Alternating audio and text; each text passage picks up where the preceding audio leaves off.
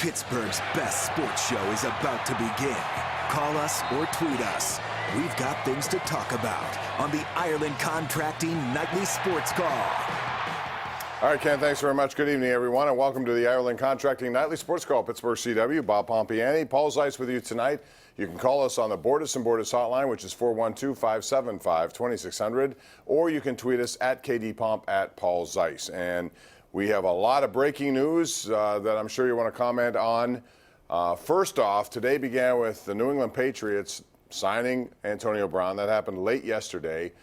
He was to meet with the media today, but apparently that did not happen. And then tonight we find out that there was a lawsuit filed in South Florida by one of Antonio Brown's former trainers. Her name is Brittany Taylor, and she accuses him on 3 different occasions of sexual assault. Part of the lawsuit includes emails and text messages that she provided from him to support her argument. Tonight, Antonio Brown's defense team has spoken up and said that basically he will prove his innocence, that this is a claim to get money, and we'll see how it goes from here. But at this point, Antonio Brown is still property of New England. The Patriots have not commented. He's supposed to practice tomorrow for the very first time. We'll see if that happens. But today, to get Antonio Brown under the cap and to make room, they traded Demaryius Thomas, who's a good receiver, to the New York Jets for a 6th-round pick. So we'll start there. Paul Zeise of the Post-Gazette and 93.7 The Fan is here, and it seems to follow Antonio Brown no matter where he goes. He did everything he could to orchestrate his release from Oakland. He signs immediately with New England, and now this is New England's situation to deal with. Yeah, I mean, doesn't sound good. And again, you know, Brown has, Bob, is that all of these things continue to seemingly follow him. You know, there was the thing in Miami where he threw the furniture off the thing, which and could have resulted in death. And they're setting me up. There was a couple of other. There have been, you know, accusations here locally of him stiffing people for bills and things of the such. And there's always some reason why, and now there's this. I mean, at some point, where there's a lot of smoke, there has to be at least a little bit of fire, right? I mean, and I'm not, here's the thing, anybody that's celebrating this, given the nature of these charges, I think you probably need to reevaluate your life. Right. It's not it's not a good thing. But by the same token, here's a guy who has seemingly, you know, acted as if the rules don't apply to him. Always. And it's that always about, would suggest he's above the rules. To me that it's not hard to believe the accuser. So to me, when I look at this thing, and you know, Roger Goodell, you know, suspended Ben Roethlisberger. He did. For very similar kind of accusations that never resulted in criminal charges or anything like that. To me, if I'm Roger Goodell, though, and Bob, maybe you tell me if I'm wrong.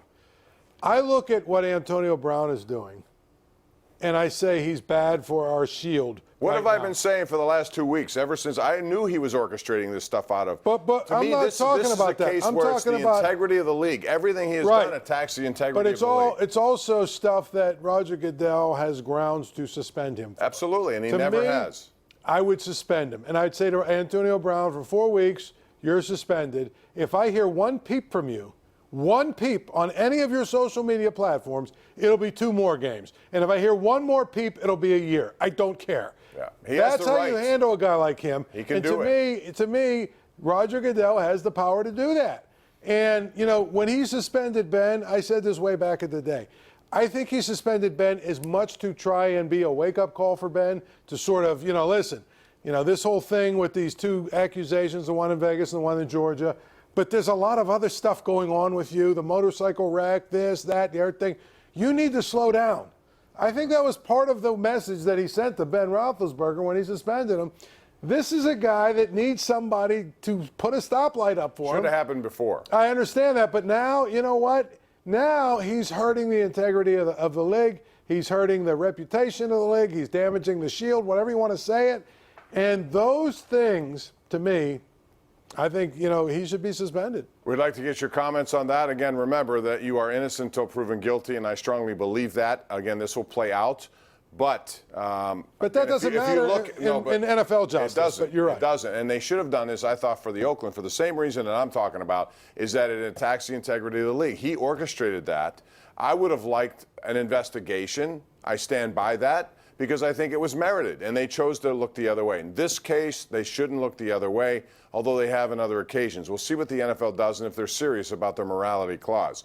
Meanwhile, in San Francisco, the Pirates are playing tonight. A report comes out today, Dan Zangrilli was one of them to have it, that Kyle Crick and Felipe Vasquez get involved in an altercation, which results in Crick needing surgery today for a broken finger. Now, Crick, Paul, and I only have a minute here, not even that. He's been involved with the bullpen coach. It may be, I don't know who's to blame, and no more details have come out, but this cannot happen within a team. You know what? This is just one of those seasons where the Pirates there's probably no team that just wants this to get over quicker than the Pirates do. That's the dumbest story I've ever heard. A guy is out for the year because he got into a fight and now he needs surgery. I mean, on his hand.